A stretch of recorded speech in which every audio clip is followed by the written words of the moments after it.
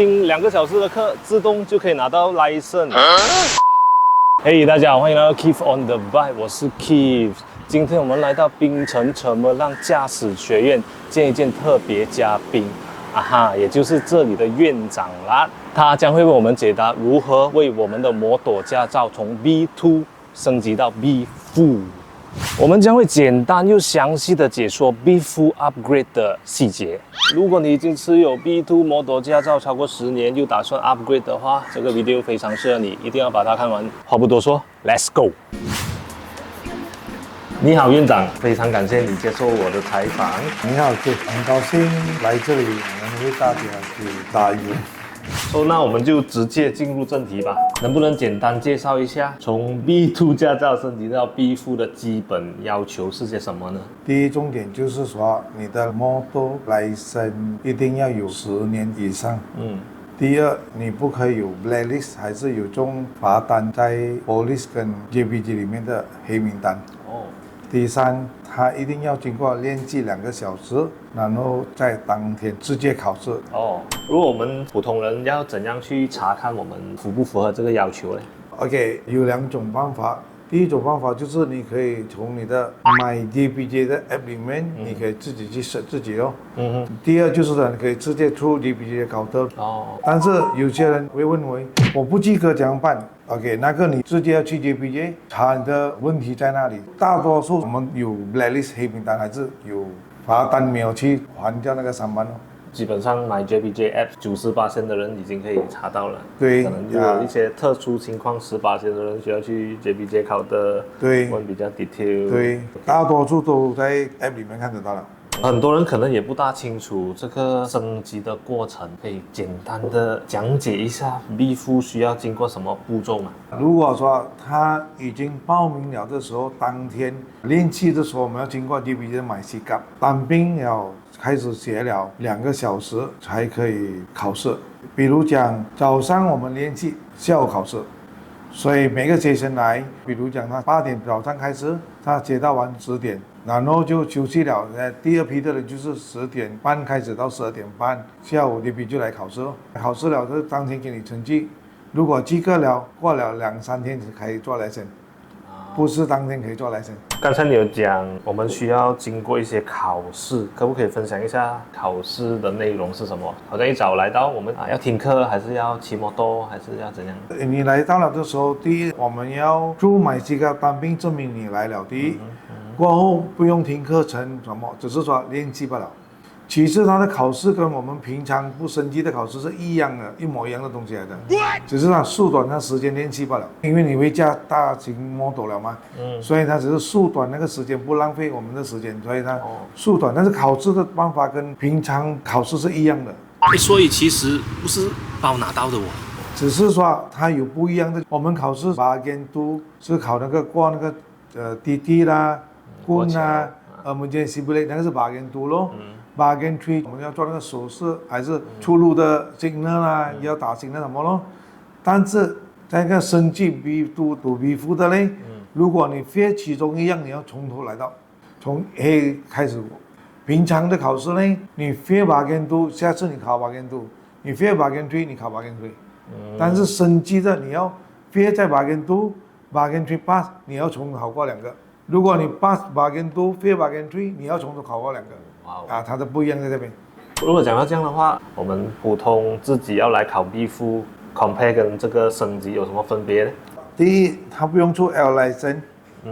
第二，它不用等1个月。第三，平常的考 B4 你要写16个小时过后才可以考。16个小时。对，它的分别在这样，从16个小时变成2个小时。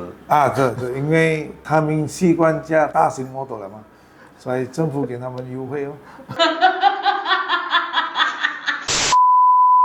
它的分别在第一不用出 L， 第二它写2个小时，第三它不用等1个月，第四就是说它可以随时写随时考。OK， 照平常走的话，你要出一个license L 先，然后超过1个月过后才可以考，要写16个小时咯。然后不能当天考咯。好像我之前可能我拿了 L。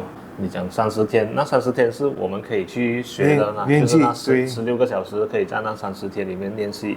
对，然后30天过后才报考这个 B2 的考试。哦，OK，这个升级的话，我们直接当天可以来这边联系了考试，哇，它比较快咯，也是可能会 fail 的啦。也是会废的，照样考试的。升级的考试跟那个平常的考试是一模一样的。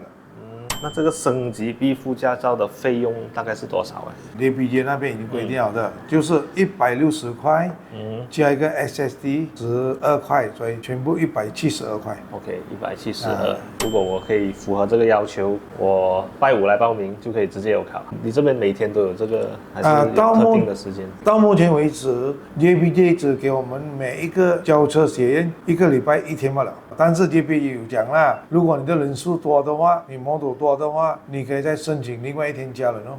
到目前10月他就不给你加我咯。如果你现在已经有很多人了，你可以再申请加人。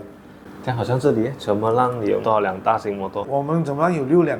说发有人考了吗？这个啊，有考过了啊。这个星期五咯，第一个星期五第一批我们考了10个人，8个人及格，2个人不及格。哦，也是会不及格的，也是会不及格的，对。那不及格你就要亏172块回了。真的会驾了大型摩托，还是已经熟练了的人，他们的 percentage 会就比较高咯。